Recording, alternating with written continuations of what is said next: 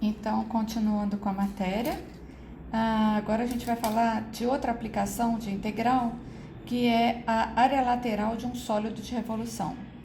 Então, você tem uma função e você gira ela em torno do eixo do x. Esse giro ele pode ser em torno do eixo do y, em torno de um eixo paralelo ao eixo do x, em torno de um eixo imaginário qualquer.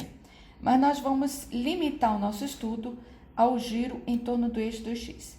Então, considera o intervalo AB da função, e aí quando você gira em torno do eixo do x, você tem um sólido. A princípio, então, a primeira aplicação desse sólido é calcular a área lateral, tá? Então, a área externa aí desse sólido. Então, o que a gente faz? Divide o intervalo em n pedacinhos de tamanho ΔX, tá? E destaca um desses pedacinhos. Veja a semelhança que ele tem com um cilindro circular reto. Então, a área lateral de um cilindro circular reto é 2πr vezes h, certo?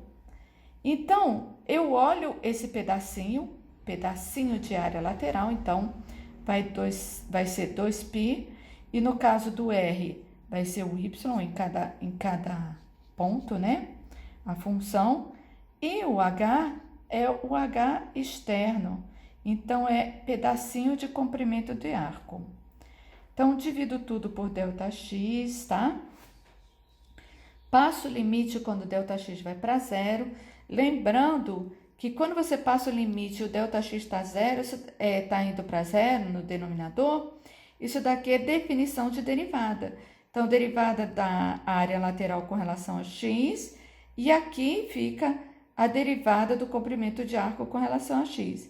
Então, você vai na aula passada e dl sobre dx, você já tem que é essa expressão aqui, raiz quadrada de y' ao quadrado mais 1, que eu substituo aqui então, tá?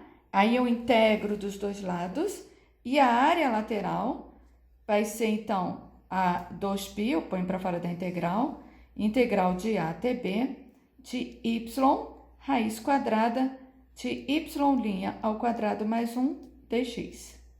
Então, primeiro exemplo, calcular a área lateral do sólido gerado pelas funções nos intervalos dados.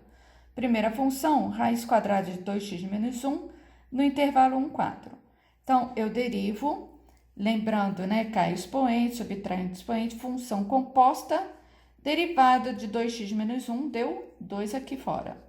Eu cortei esse 2 com esse 2, então a derivada deu só 2x menos 1 elevado a menos meio.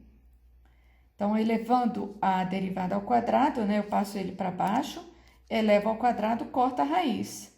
Quando eu somo mais 1, que eu tenho que tirar o mínimo múltiplo comum aqui, ó, vai dar 1, então vou ter que multiplicar aqui por 2x menos 1. Então, é 1 mais 2x menos 1 em cima, embaixo fica 2x menos 1. Cortou 1 com 1, ficou 2x sobre 2x menos 1. Coloco na fórmula 2π integral de 1 a 4 de y vezes a raiz quadrada de y' ao quadrado mais 1. Tá aqui, ó. Separo em cima e embaixo. Então, 2π integral de 1 a 4. Separo a raiz de cima com a raiz de baixo para cancelar a raiz de baixo. Então, ficou só a raiz de 2x, que eu separo também.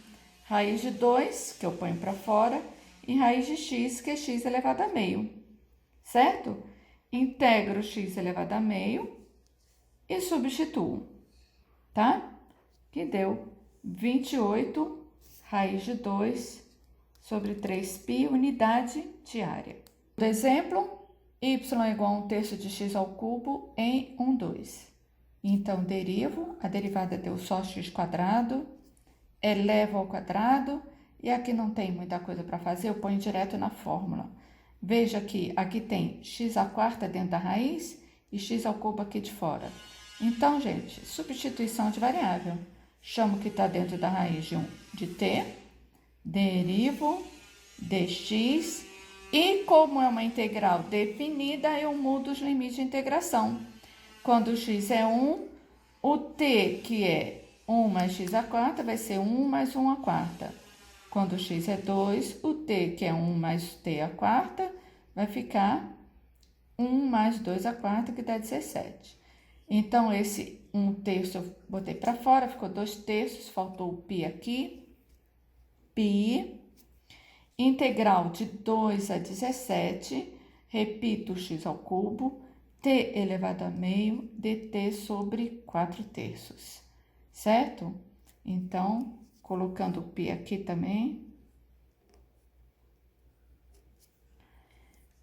2/3, 1/4, esse 1/4 daqui, ó. Π, integral de 2 a 17, de t elevado a meio dt.